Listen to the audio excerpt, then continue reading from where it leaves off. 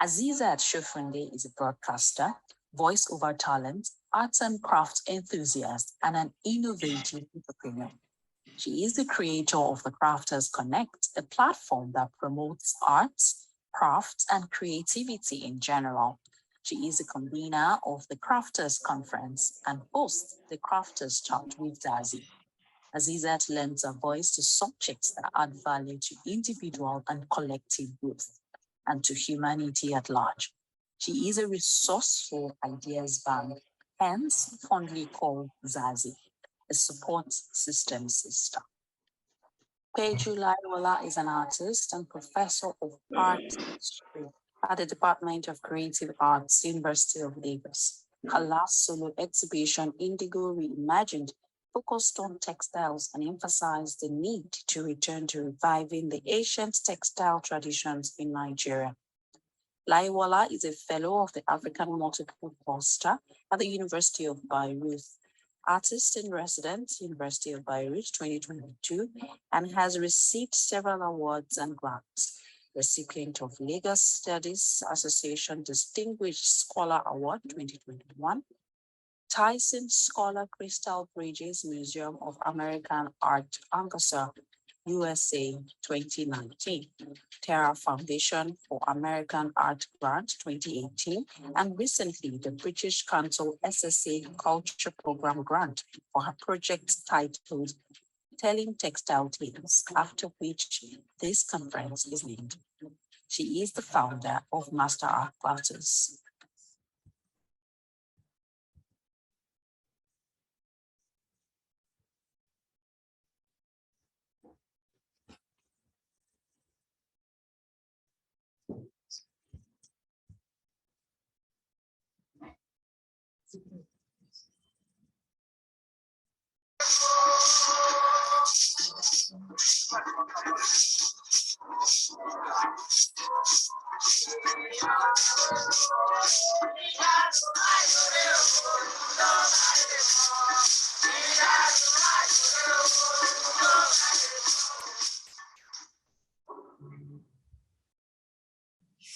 I've always had a fascination for clothing, and although my earlier exhibitions focused on the tangible heritage rooted from Africa during the colonial period, clothing as costumes and the materiality of fabrics have always featured in my work, however subtle.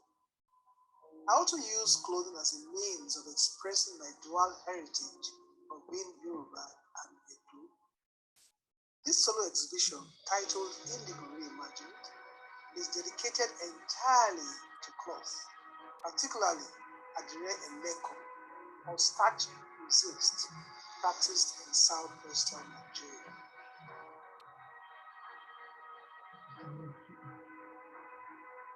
It highlights the art of fabric designing and dyeing.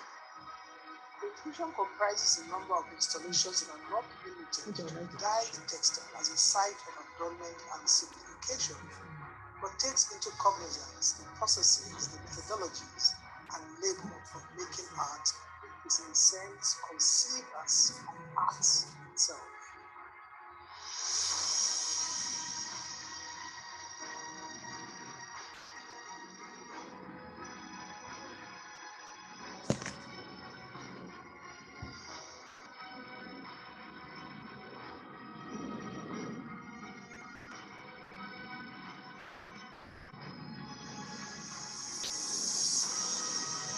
This conceptual engagement with cloth compels the viewer to look at the often neglected but important aspects involved in the process of this long-standing tradition of indigo dyeing amongst Yoruba people in Nigeria. It also provides a window into the and functions of other indigenous crafts like pottery and metalwork associated with dyeing. My exhibition stands as a reflection of modern urban culture in the introduction of new themes, motifs, techniques, and materials. Ultimately, challenges the viewer to see cloth in its multiple social, cultural, and political dimensions.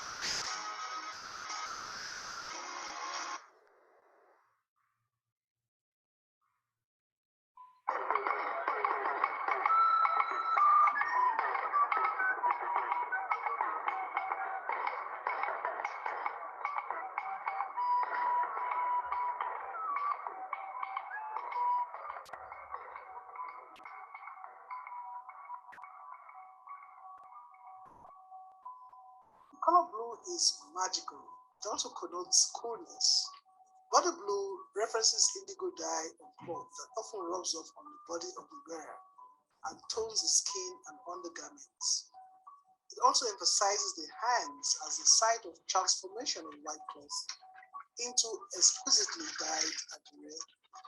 It is the hands that do the work, and in doing the work, the hands get dyed too. The hand also signifies the dignity of labor and refers to the numerous hands that are involved in the entire process of dyeing. OJ Market Day is a large patchwork comprising many squares, representative of the large crowd of people that gather on market days at OJ Market in Ibadan. OJ Market was the international market for the sale of textiles in West Africa. The hand is a very significant address symbol. What means one hand washes the other, as a reference to the importance of working together. In some cultures, an altar is raised in honor of the hand. So several hands are represented here, including a cast of my own hands. Attire dyeing was predominantly a woman's profession passed on from mother to daughter. Women carried out these chores in the context of taking care of their children. The wrapper is used here as a metaphor for nurture. And when a child sleeps, the mother covers the child with a cloth as a layer of protection. This dismembered wrapper yields to the vagaries of today's reality in the northeastern part of Nigeria.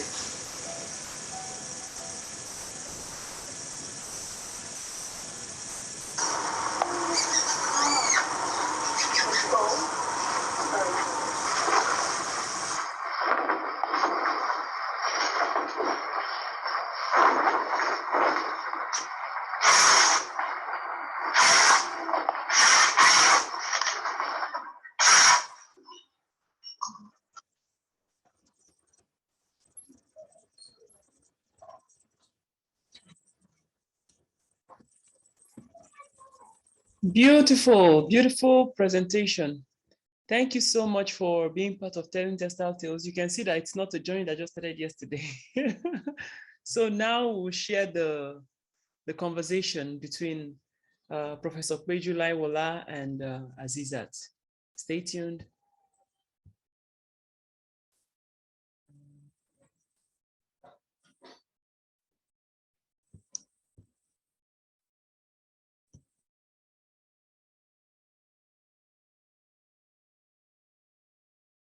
Good day, ma'am.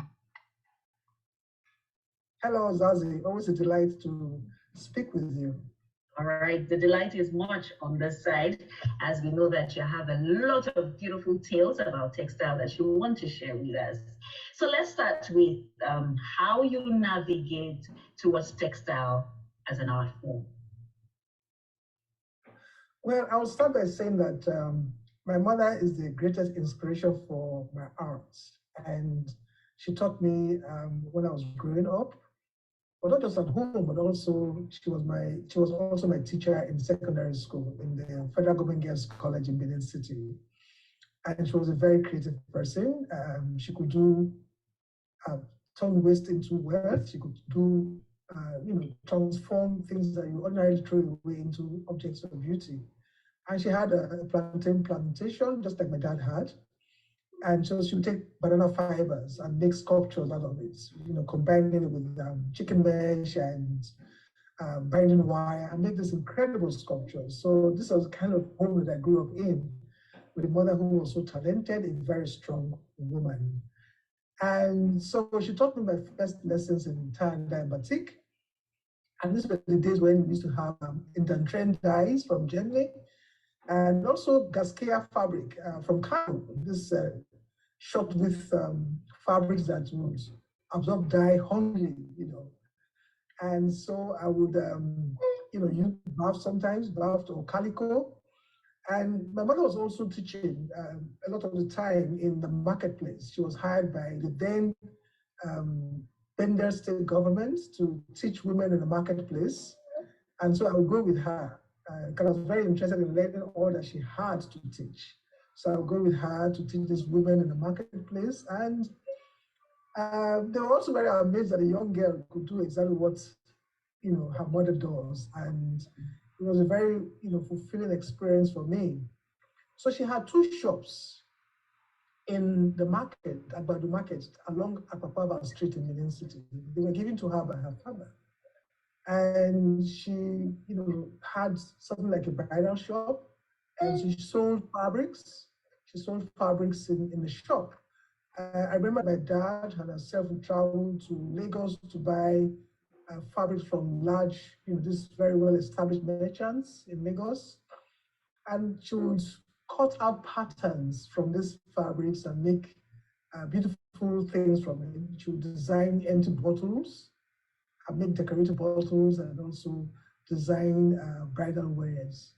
So that much I remember growing up. And she called that shop Penelope Enterprises. I don't know how she came by that name, but I suspect my father gave the shop that name. And so we grew up along with my 7 siblings, seeing my mother create art. And I think I learned the names of different kinds of fabric from that shop. She worked with a lot of foreign materials, and that was my first background into textile. So I only woke up this silent part of my growing up much later in life. I knew I'd always been there, and yeah, this is where we are now.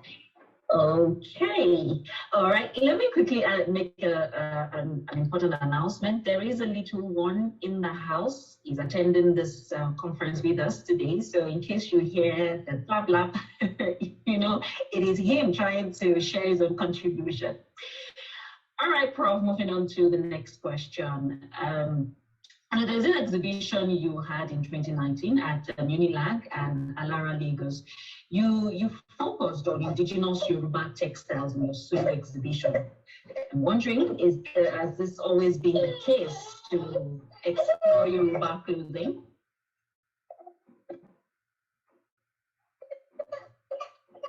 Well, I would say that I usually reference my background being partly Yoruba and partly Edo.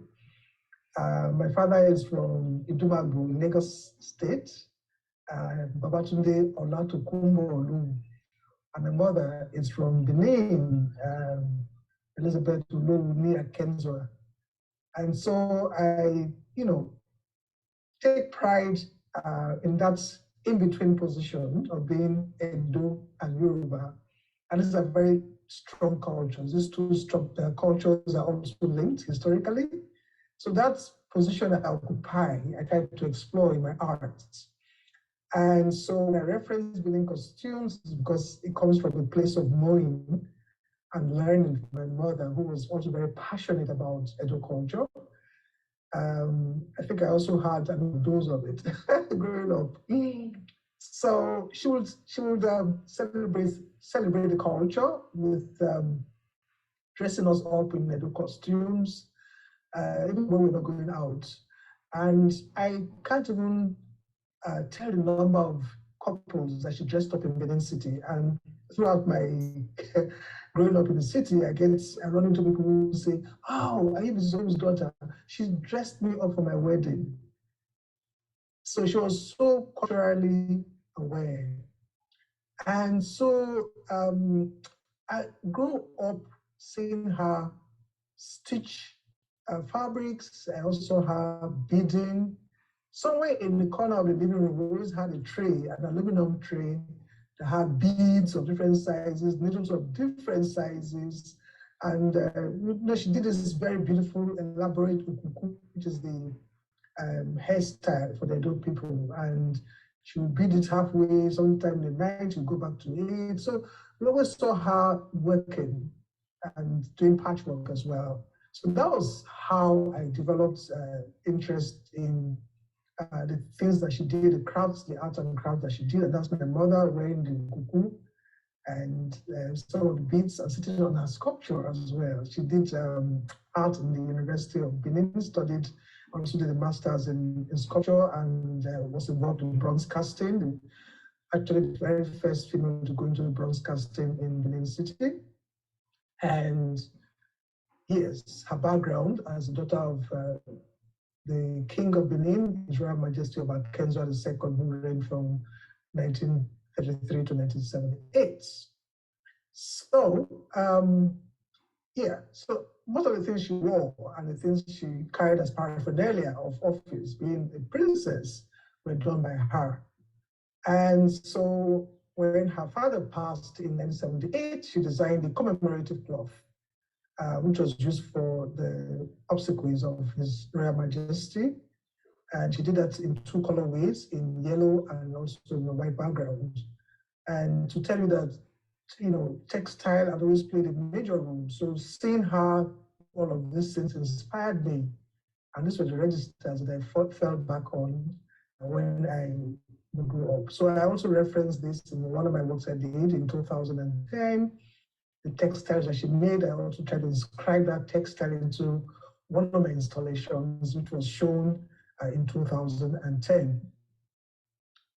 So my parents, it's interesting that here they're clad in ashoke during my wedding, and this ashoke was done in Insane. My in-laws come from Insane, which is a very popular, very well-known wedding center. So it wasn't just about getting clothing all the way, but again, this played a very vital role. I was dressed during my wedding in this costume, and my mother also did all these that were really relevant to some of the projects that we collaborated on in 2014. And so I just keep oscillating between the two cultures in my projects. So some of the performances and some of the engagements that she had while growing up, yeah, she was much younger.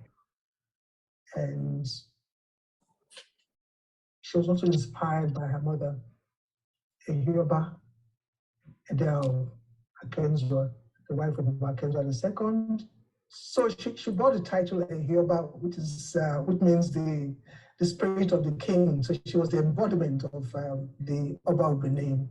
And so she was very close to him, and she would you know, design his handkerchiefs, do embroidery on his handkerchiefs, and also string beads on his slippers, and do really very ornate costumes for her husband, the king.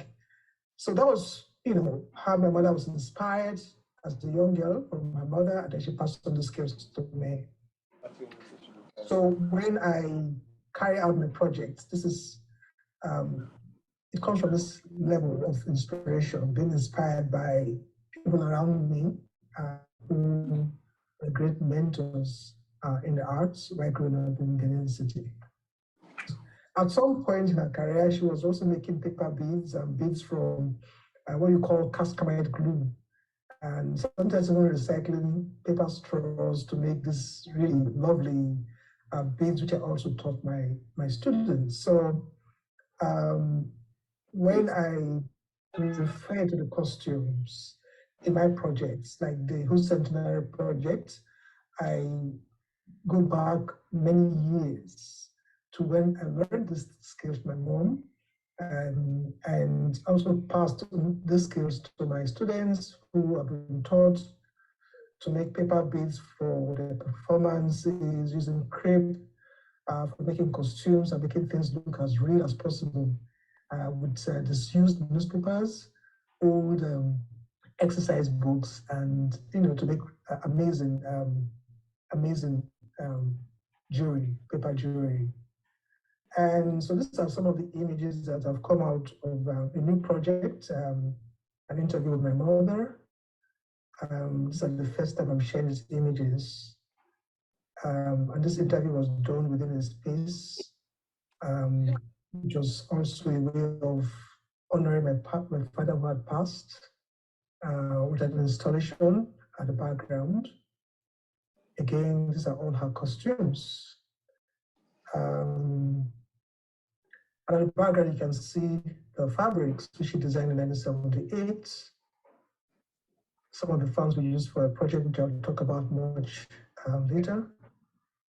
And the cups you see at the background are cups that my father used during his lifetime. And here we have another female artist, one I have very great respect for, Peju Layiwola, who interviewed her and also did a performance with her all about clothing as well. And her bronze works to the side of Odun, my mother's works. And this work titled All for Boom was done in 2021. My father passed. We call him Boom because it's named after the company he set up in Benin City, coined from his initials, Babatunde Olatokunbo Missions, and the M represents missions. And his hats, the caps we use for different family events, different family ceremonies. Each of them is a mnemonic of a very important event within the family. So I installed them in memory of my father 1 year after his passing. And so on the other hand, my father always wanted us to, he always wanted to inscribe his Yoruba identity on us as his children. So he would take us to his tailors to learn, to make clothing for us, Yoruba clothing, Yoruba and Shorof, my brothers, and Yoruba and Buba for us. But I think Edo culture was overwhelming for him. And he was very happy. And I remember when I was getting married, and these are photographs from my wedding, he actually said that I was going back home. My in-laws had come to overwhelm and inundate us in Benin City with alahari, traditional, highly prized ashoke. I can see, my husband to the right, dressed in very well embroidered alahari fabric, and my in-laws were also dressed up, just like my parents as well. So there's something about, referencing both cultures through cloth. And so when I moved to Ibadan, which has now become my new home, I was also inspired by my husband, who's, he doesn't claim that he's a fashionista, but he is. He loves Yoruba clothing, and he does very well to buy choice fabrics from the market. And he acquired a lot from me. The three prized Yoruba fabrics, alahari, sonyo, and etu. And every time he goes to the market and sees a good one, he acquires it still, as well as old Adire Eleko patterns. So we dress up, we like to look good, and we dress in all of these beautiful outfits that defines us as a people. He from Hussein, now I am from Hussein, because sometimes you claim where your husband is from, and we're dressed in this beautiful regalia. So these are some of my students who are dressed in the kind of things my mother taught me to make. Paper beads, dressed in paper beads. All of these are made of paper.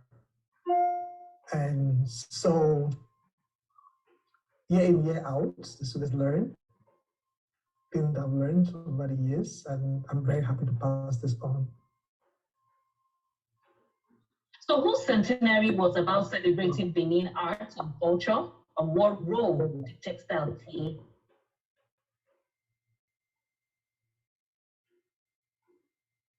Okay, yes, 2014 was the public arts project which I curated and also took part in. It was also an opportunity for me to show with my mother again. We had a joint show together in 2003 in Lagos.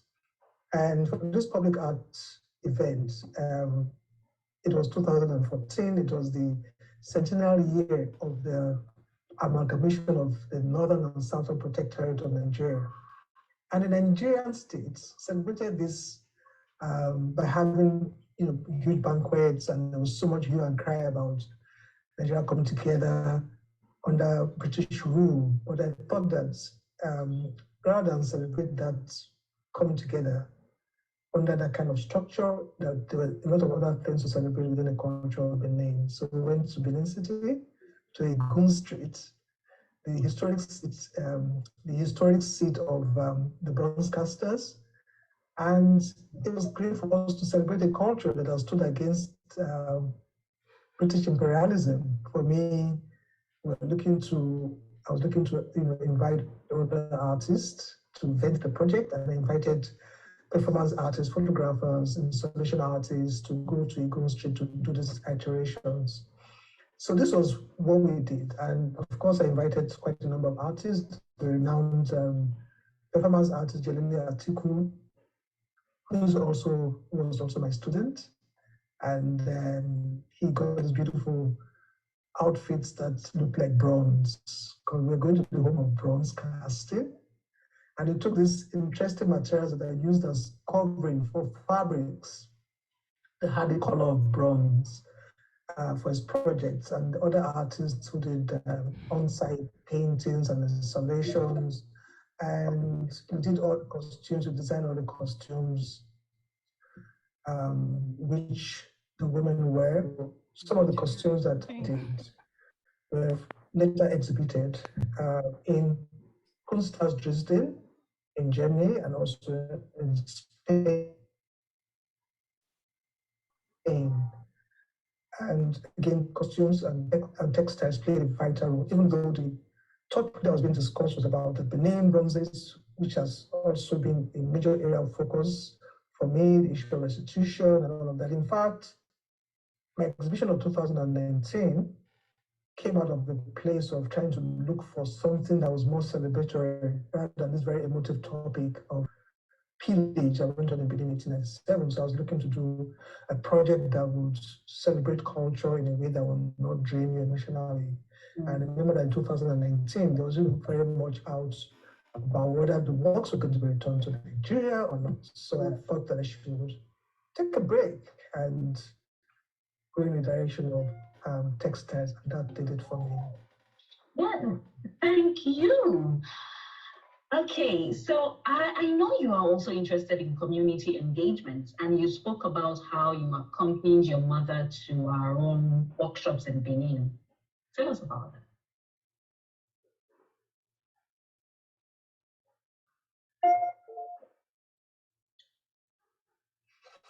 Yes, my mother conducted many art workshops with women at the town center, known as Ropota Hall at the Ring Road in Benin City. And these were a variety of workshops. They did a lot of things that school earned them money. These were market women. So the art for them was like, wow, how can we translate this into making money? And these were workshops that had to do with recycling, repurposing materials, things that they could easily get from around their homes. And I saw the transformative power of the arts. And so when I got to Ibadan, I moved to Ibadan in 1994 after I got married. I wanted to replicate this idea that I had experienced in Benin City. And remember, I always went with her. So I thought that I could take this to my new environment and my new space. And so I founded the Women and Youth Art Foundation to do exactly what was being done in Benin at the time. And so it was a small group of women who were married lecturers within the University of Ibadan. And we were nursing mothers. We didn't have jobs, as it were. And so I was the most skilled. I was the artist in the midst. So we would share skills amongst ourselves. They would talk how we can cut down on cost of baby formula, how we can make our own meals for our babies, and pass on skills, lifelong skills that we needed to have to make our lives much easier. So I would teach them, a lot of the skills that I had. And so that was the beginning of the Women and Youth Art Foundation. That was the beginning of, sharing skills. So I'll go to churches. I was not paid for all of the work that I did, but I was happy to do that. But it took so much time. and I would teach in youth groups. And, you know, at the point I was doing that almost like a full-time job, even though I wasn't being paid. So at the point I then decided I could record some of my sessions, I could record demonstrations and pass it on to people when they came to collect me to teach their own group. And that worked. So I now decided to record them into videos, and it became such a wonderful way of disseminating skills. And so the first videos were done in 1998, which was on tie and dye and batik. And then we did one on beadwork one. And much later, we digitized them and put them into VCDs. And within 7 years, we were able to sell over 300,000 copies. I remember this was in 1998, 2002, 2003. It went like wildfire across the continent, not just Nigeria, because it was also filling a gap within the educational system in Nigeria where there were very few art teachers and a lot of young people who wanted to learn skills. And so it was suddenly filling a gap. Like, you know, there's a book, very popular book titled Where There's No Doctor. So in this case, this cities where there's no art teacher, that you can fall back on Peju Layiwola's DVD. So a lot of people learned skills in textile. Of course, we did about 10 of them. Goldsmithing, beadwork, millinery, and all kinds of arts and crafts that women fell back on as great resource for learning different traditional art forms as well as contemporary art forms within Nigeria. So that was the beginning point. And I must say that I believe very much in the impact women have on their children. And if you teach a woman a skill, she's more likely to pass on the skills to her children. And that was the case for me. I learned from my mother, and my mother also learned from her own mother. And so I decided to, register this as a non-profit and a non-governmental organization known as the Women and Youth Art Foundation. And over the years, I've received support for major projects. The first one was in 2011, the Smart Power Hillary Clinton grant, which was a US State Department grant that brought a renowned California, Brett Cook, to do a public art project in Ibadan and Lagos. And then we got the US Consulate grant for the work that we did. We got the US Alumni Association Award for our project, and of course the British Council Award for our work with artisans communities that do a lot of fabric designing in the Lagos area of Aguda and Ichere, as well as Akele in Surulere. So it's been such a wonderful experience, impacting the lives of people who are less privileged. We work with disadvantaged populations in different parts of Nigeria. We just came back from Ilora near Oyo, where we worked with another NGO teaching young people skills, and they were very excited. So these are some of the VCDs that were produced. The first one on tie and dye, and we also did a lot of community projects with children in Lagos, within the university, with the silk painting and silk dyeing workshops. Also did a lot of workshops in Abaroto in Delta State, in a workshop that's run by a renowned artist, the printmaker, my father, Bruce Onobakbaya, who has been such a great mentor in the arts, and we call him our father, where we taught young girls, a lot of them with teenage pregnancy, who absolutely rely on the workshops that are held in Abaroto in Delta State. And we also do workshops in outside of Nigeria as well. But for us, when we do these workshops, this is more like hobbies. These are more like hobbies for the Europeans who perhaps have a means of livelihood. But in Nigeria, it was a case of art for life's sake. They were doing this art because they relied on the skills that they acquired from what they learned. Oh, kudos, ma'am. Well, how does this differ from master art classes, which you also founded?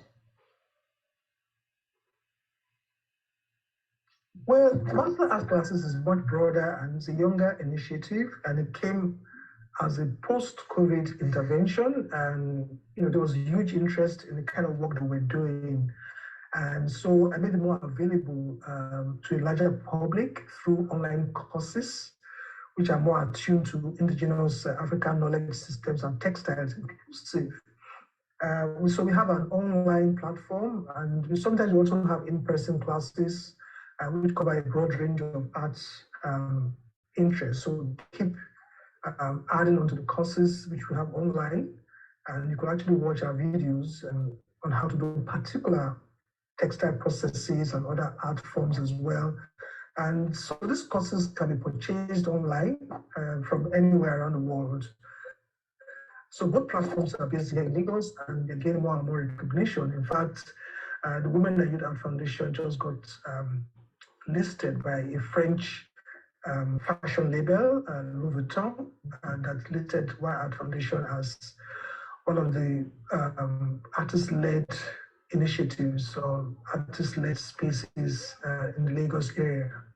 So we are getting more and more recognition for the work that we do. Okay, ma'am. So there is also your work at Rhodes University in South Africa. I remember you told me about referencing South African history to include their textiles. Yes, I was invited to take up a residency at Rhodes University in Amsterdam, and a residency for artists and writers. It's called RAW, Arts of Africa and Global South Research Program. And what became the high point of my solo exhibition titled Return. And this visit was particularly instructive because Grahamstown symbolizes the continent's common history of oppression and subjugation. This small town has carefully preserved the relics of that ignoble past. So in Grahamstown, the common African history of oppression, subjugation, and dispossession symbolically returns to haunt both victims and victimizers in significant ways. So I also looked at its contemporary framing and presence as a town of significant cultural diversity, which spoke more to me as a repossessed multicultural space. So I viewed Grahamstown itself as an art, as a fertile space embodying multiple significations for the artist and its various publics. So I was drawn to a major highway and district where I lived for a few weeks in Grahamstown, which was named after Sarah Batman, the Khoisan woman who was dehumanized and put in human zoos. I dedicated a part of my career to consciousness raising, aimed at urging the return of the looted artifacts, given the similarity of the history of the colonization of Grahamstown and Benin Kingdom, the expropriation of Batman's body, and the return of her body to Hanki, which is a place that I believe that she came from. So you understand the resonance of this South African history with that of Benin City, and the fact that the return of Sarah Batman's body was facilitated at this level within the South African government, between the South African government and the French states. So this provides a model or a template for the return of the Benin artifacts. So the 4 panels that were created, which are titled Dialoguing Series, is a 4-piece panel made of metal, and this came out of that residency.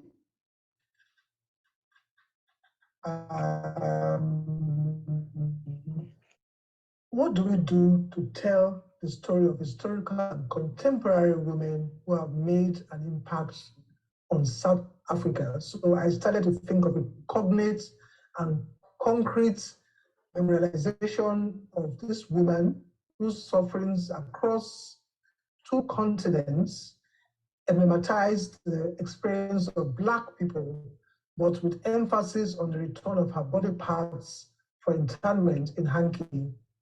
And so in this work, I put side by side the traumatic story of Sarah Bachman and the refreshing story of Professor Tobelo Yong-Kong.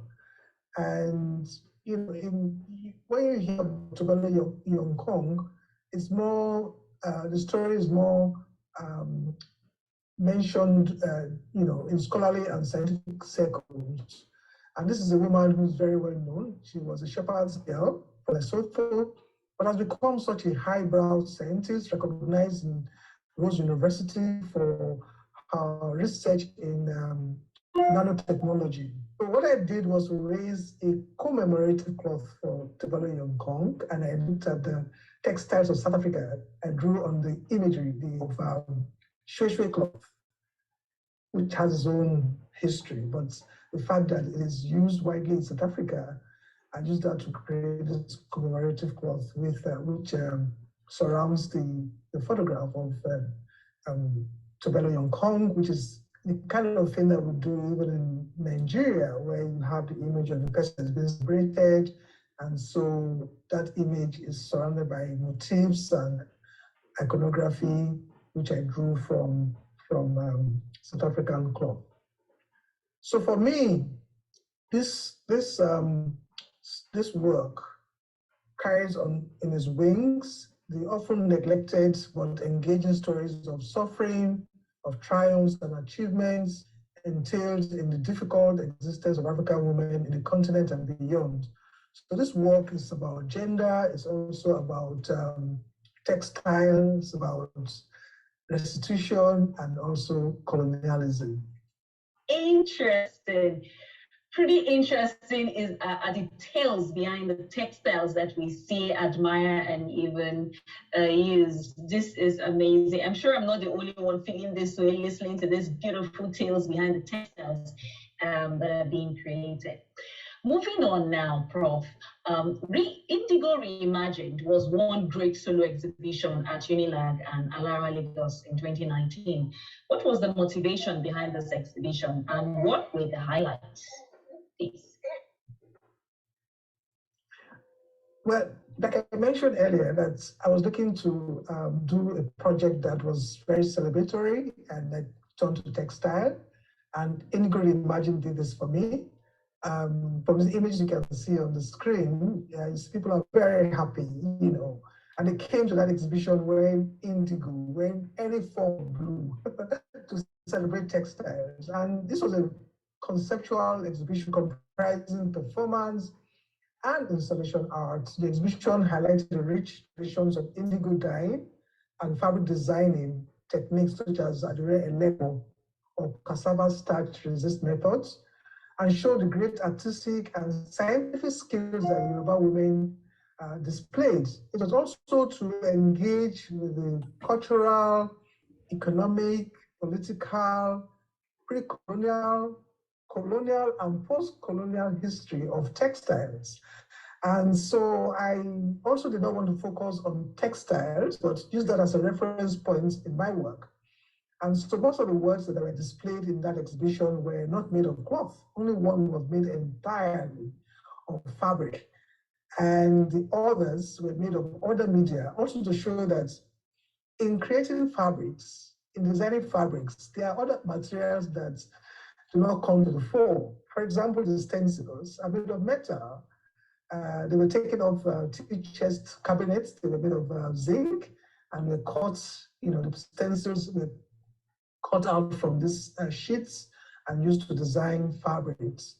And so my work was exploring other materials to speak about and to speak to textiles. And these are samples of indigo fabrics. So again, we're celebrating an art that was the science and the ingenuity of these craftsmen and women. And also to say that this art interfaced older forms of indigenous knowledge systems. For example, it was basically the same kind of skills or knowledge that was used for soap making, the black oshedudu, using ashes, using the bark of leaves, organic, using raffia rather than using nylon threads, using the indigo plants, which were just pounded and made into balls, which were used for dyeing. So everything was organic, everything was environmentally friendly and very different from the kind of materials that we use today for the arts that we do, working with all kinds of caustic chemicals, strong smelling chemicals that are used for fabric designing. But for us to look back and say that we had a very rich tradition of dyeing fabrics, and not just for the indigo designs, but also for the yarns that were used for weaving, etu, which is an indigo dyed fabric that was hand woven. And so it was also speaking to us return to that glorious past and trying to bring it back in the present, because that is about our identity, celebrating our identity as a people and celebrating an art that is sustainable. Cassava starch that's used for making the resist is also food, is eaten as a staple in many parts of southwestern Nigeria. So instead of using the non-biodegradable wax used for batik, we can fall back on most of the materials that we find here that are readily available, that are also inexpensive and environmentally friendly.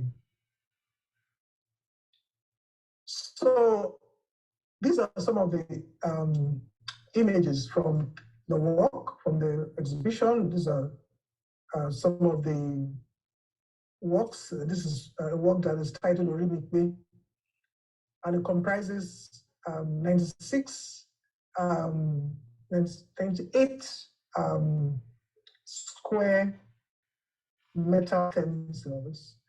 And it was an art that was done predominantly by women, but the men decided to mass produce the wrappers that were being made. It took about 3 weeks for a woman to paint out the patterns, the beautiful patterns that reference flora and fauna.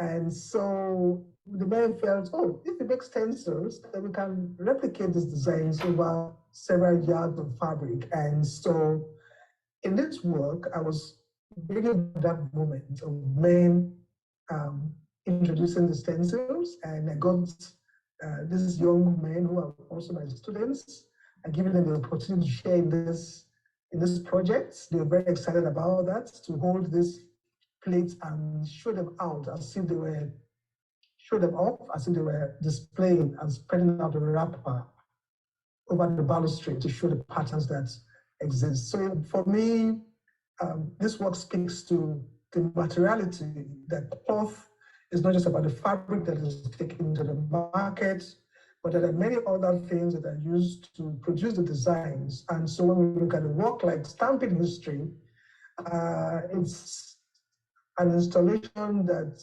covers about 30 to 40 years of patterns that are used for batik. And so these are foam stamps that are used for creating patterns on cloth.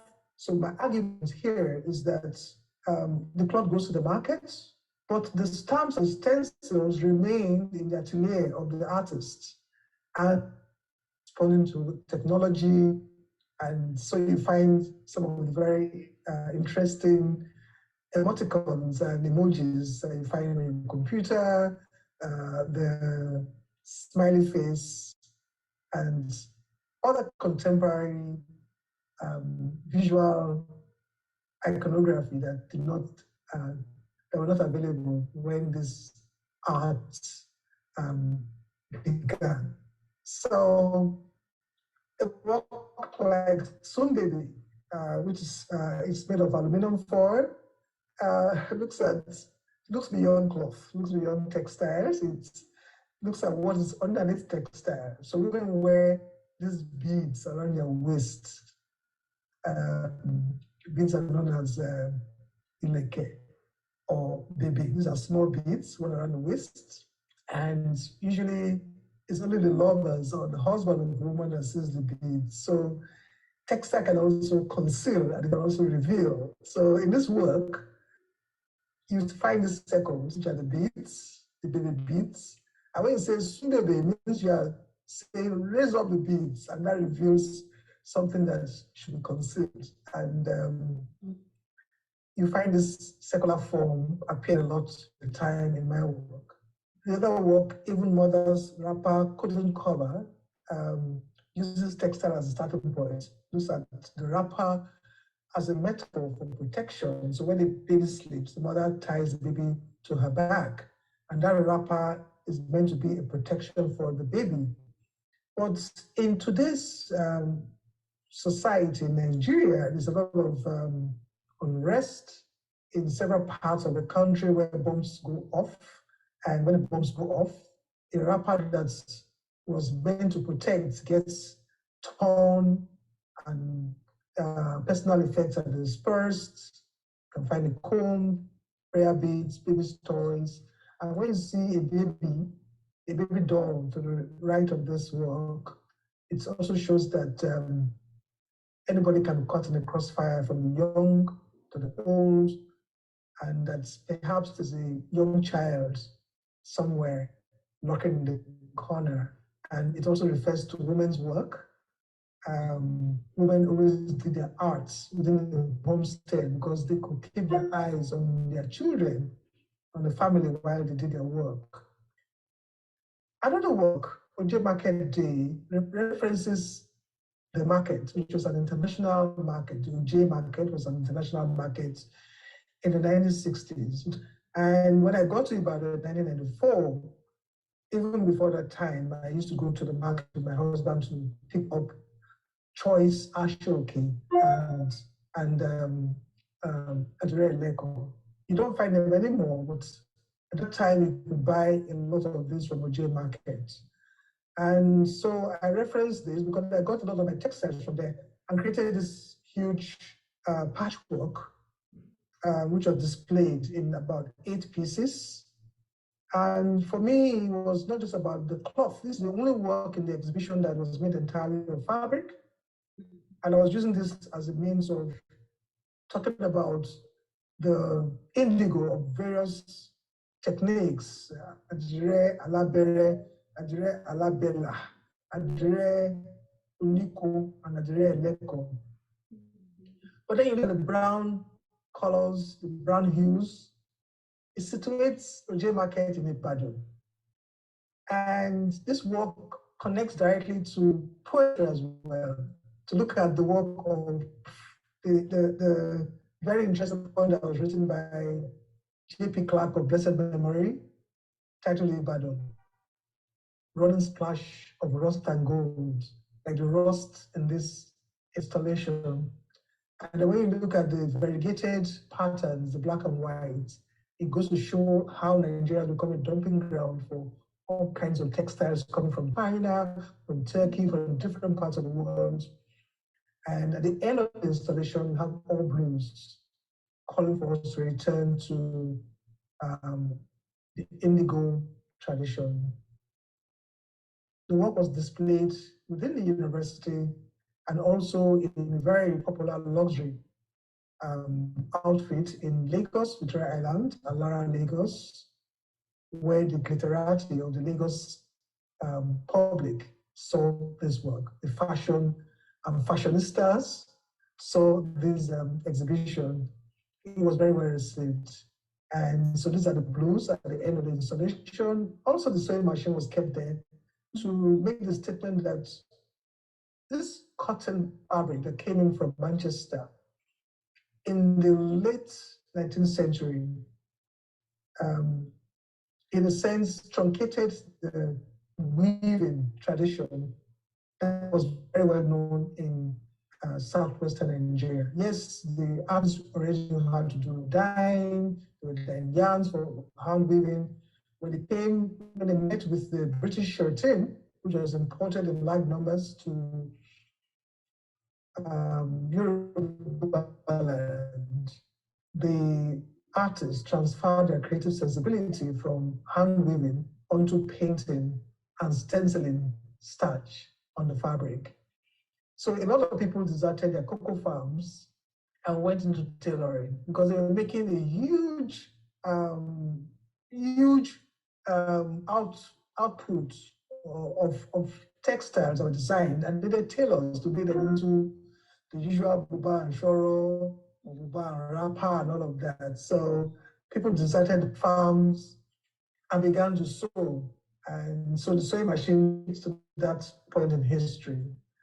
Again, bringing in people that have mentored me over the years, people that I love so much, the Clark family were also there. This was probably one of the last outings that J.P. Clark attended.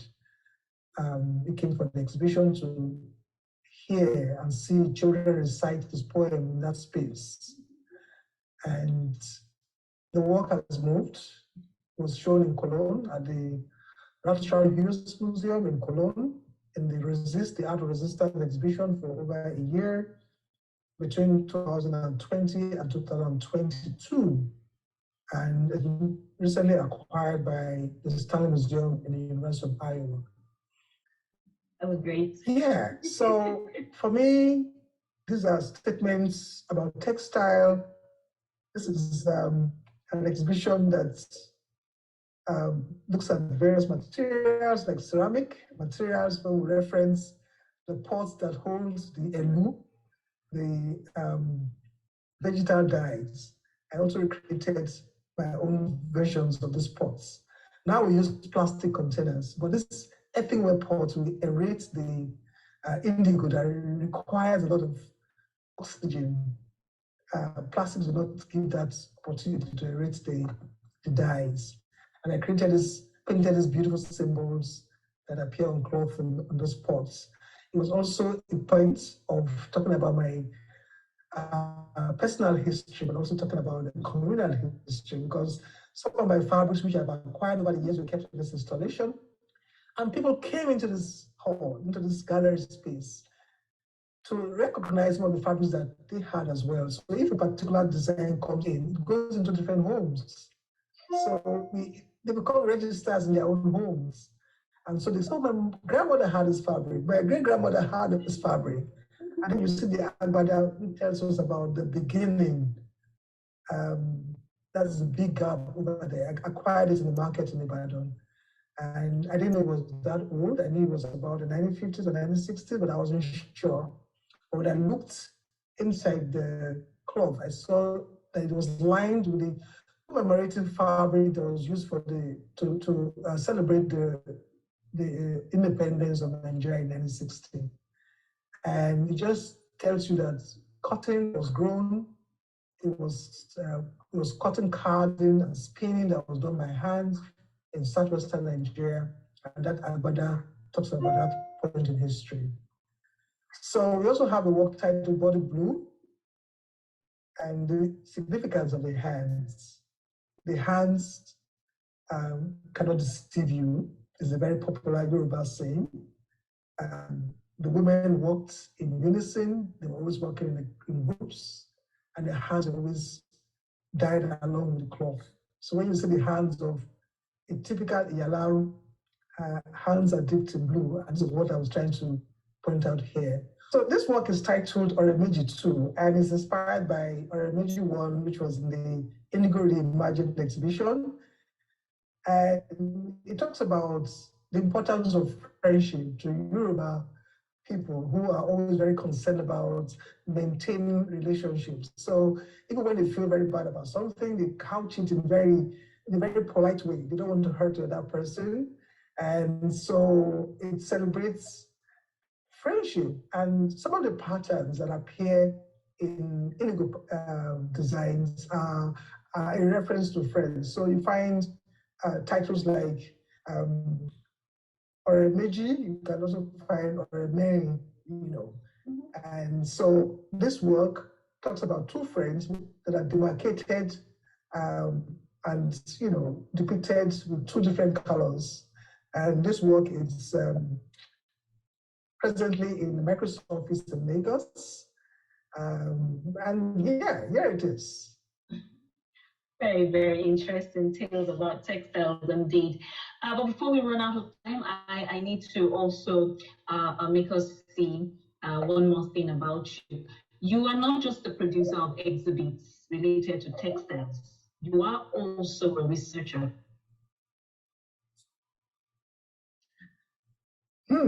Yeah, my work leans very heavily on history. All the projects I've done basically are based on a lot of research. I think that it's important, the message that comes out of the work. I'm not just doing a work that is beautiful, but also a work that has a strong message through all the projects, starting from my solo exhibition on Benin, that the pillage I went on in 1997, and up onto this present one on textile, and perhaps even other projects. So history plays a very vital role. I use that as a backdrop for most of my projects. So I'm thankful to the British Council for the cultural exchange grant, which allowed us to do a lot of work in artist communities, doing research, looking at social change, also looking at the immigrants community, how people from outside of Lagos and outside of Nigeria come into different designing, to engage in fabric designing, and also to look at the changes that are occurring in terms of the processes, in terms of the materials, in terms of also the iconography that is being used today. I also have done quite a bit of work, written and published articles on lace, which is published and talks about how even Yoruba people make jest of themselves. You know, they like fashion and they acquire clothing from all over the world. And when they wear lace and all the perforations you find on lace fabric, they even humor themselves and say that, yes, it's quite expensive to wear, but you turn out to be a very wealthy man, a rich man that is naked, you know, and things like that. So it's such a beautiful thing to look at the various textiles from within Nigeria and outside of Nigeria, and how people, you know, respond to these in different ways. So I've also tried to do some research. I'm recently at the University of Beirut, and I'm also very grateful to them as well, the Africa Multiple Cluster of Excellence, where I conducted research in the Iwalewa House, looking at the collection of Olibaya, who came to Nigeria, a German linguist who was in Nigeria in 1950, and how he acquired a good collection of textiles, which make up the collection